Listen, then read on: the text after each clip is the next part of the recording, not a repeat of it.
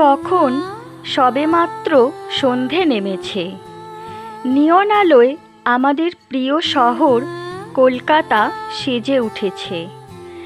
জানলার সামনে দাঁড়িয়ে একটি মেয়ে সেই অপরূপ শোভা দেখতে দেখতে পরম নিশ্চিন্তে মায়ের সাথে ফোনে কথা বলছিল। হ্যাঁ মা, আমি খুব ভালো আছি। তুমি ভালো আছো তো? আচ্ছা ঠিক আছে, তোমাকে মন খারাপ করতে হবে না। আমি খুব শীঘ্রই কয়েকদিনের ছুটি নিয়ে বাড়ি যাব। তোমাদের সঙ্গে বেশ কিছুদিন কাটিয়ে আসব। হ্যাঁ মা, আমি ঠিক সময় মতো খাওয়া দাওয়া করি, আর অবশ্যই আমার যত্ন নিই, খেয়ালও রাখি নিজের। তুমি ভালো থেকো, তুমিও নিজের যত্ন নিও, কেমন? আচ্ছা মা, আমাকে এখন ডিউটিতে যেতে হবে, রাখি। তুমি ভালো থেকো, আর অবশ্যই খেয়াল রেখো নিজের।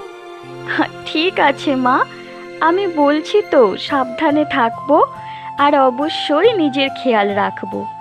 এখন আমি যাই। হ্যাঁ বন্ধুরা, ওই মেয়েটি ডিউটিতে গিয়েছিল, আর সেই ডিউটি হলো আমাদের জন্য। আমরা যখনই কোনো রোগে আক্রান্ত হই, অসুস্থ হয়ে পড়ি, ছুটে যাই কলকাতার সরকারি হসপিটালগুলোতে, আরজিকর মেডিকেল সমস্ত হসপিটালে। ডাক্তার, নার্স, স্বাস্থ্যকর্মী, ওদের অক্লান্ত পরিশ্রম আর সেবায় আমরা সুস্থ হয়ে উঠি। হাসি মুখে আমাদের পরিবার পরিজনদের কাছে ফিরে আসি। আমরা আমাদের প্রিয় মানুষগুলোকে আবার দেখতে পাই। কিন্তু ওই মানুষগুলো নিজের আত্মীয় স্বজন, পরিবার সবাইকে ছেড়ে প্রবাসে থাকে শুধুমাত্র আমাদের জন্য, আমাদের সেবা করার জন্য। কিন্তু হায় সমাজ, আজ ওই মানুষগুলোর এই কি করুণ পরিণতি, যেটা ভাবতে গেলেও আমাদের ভয়ে হাত পা ঠান্ডা হয়ে আসে।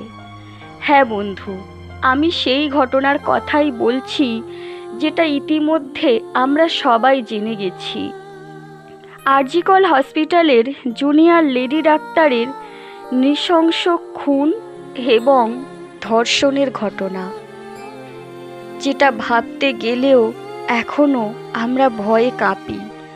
একবার ভেবে দেখুন তো, ঠিক কতটা যন্ত্রণা আর কতটা কষ্ট সহ্য করতে হয়েছিল ওই মেয়েটিকে। মাকে কথা দিয়েছিল যেই মেয়েটি কয়েকদিনের জন্য বাড়ি যাবে, কিন্তু হায়, ও কি একবারের জন্যও বুঝতে পেরেছিল বাড়ি যাওয়া তো দূর, এই তার মায়ের সাথে শেষ কথা, আর কোনো দিনও মায়ের গলা শুনতে পাবে না। আর ওই মেয়েটির মায়ের কথা একবার ভেবে দেখুন তো, বাবার কথা একবার ভেবে দেখুন, যারা নিজের সর্বস্ব ত্যাগ করে ওই সন্তানটিকে ডাক্তার বানিয়েছে শুধুমাত্র আমাদের সেবার জন্য। আমাদের জন্য ওরা সন্তানদের থেকে দূরে থাকে, কিন্তু আজ সমাজ কোথায় নেমেছে! কি পরিণতি আজকাল এই সব মানুষদের জন্য, যারা শুধুমাত্র বেঁচে থাকেন আমাদের জন্য, যারা নিজের সুখ শান্তি স্বচ্ছন্দ সব কিছু ত্যাগ করেন আমাদের সুস্থ রাখার জন্য, ভালো রাখার জন্য। তাই বলছি বন্ধুরা, সচেতন হন, সমাজকে সুস্থ করে তুলুন। আর আপনারা যারা নাইট ডিউটি করেন, যে কোনো ক্ষেত্রে, ডাক্তার, পুলিশ বা অন্যান্য ক্ষেত্রে, বিশেষ করে মহিলারা, আপনারা আরও বেশি নিজেদের সচেতন করুন, নিজেদের খেয়াল আরও অনেক বেশি করে রাখুন, নিজেদেরকে আরও শক্তিশালী করে তুলুন, যেন এইসব বর্বর অত্যাচারীদের হাত থেকে আমরা নিজেদেরকে নিজেরাই রক্ষা করতে পারি।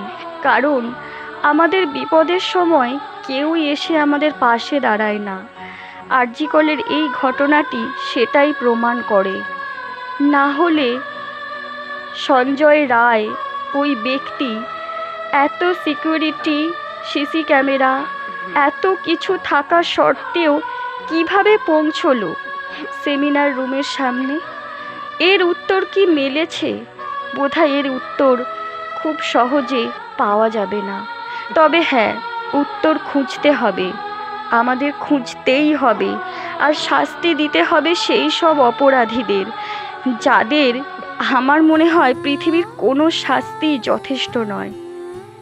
তাদের এমন শাস্তি দিতে হবে যেই শাস্তিতে তারা বুঝতে পারে ওই সময়, ওই রাতে সেই মেয়েটি ঠিক কতখানি যন্ত্রণা সহ্য করেছিল, কি অপরাধ ছিল তার।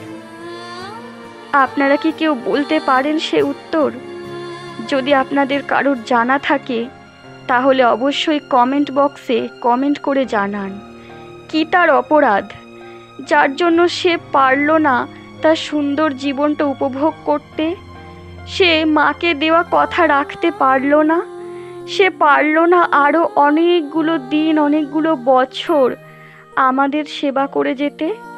কি অপরাধ ছিল তার? বলুন প্লিজ, আপনারা বলুন কি অপরাধ ছিল তার।